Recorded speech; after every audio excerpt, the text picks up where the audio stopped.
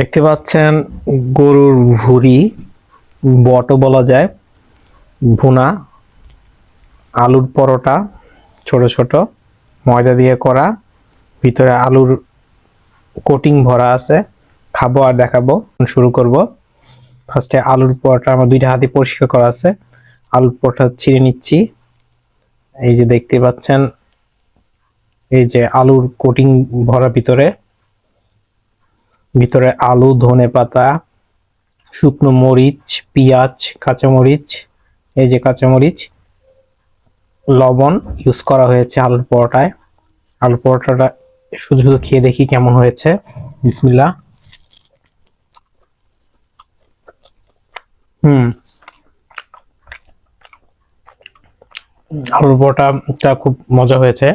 এখন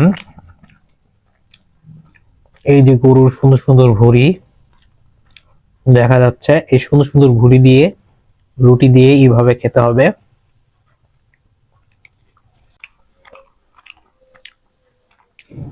আর ভুঁড়িটা দেখতে পাচ্ছেন কতটুকু কালারফুল হয়েছে, আর খেতে তো খুবই অসাধারণ হয়েছে।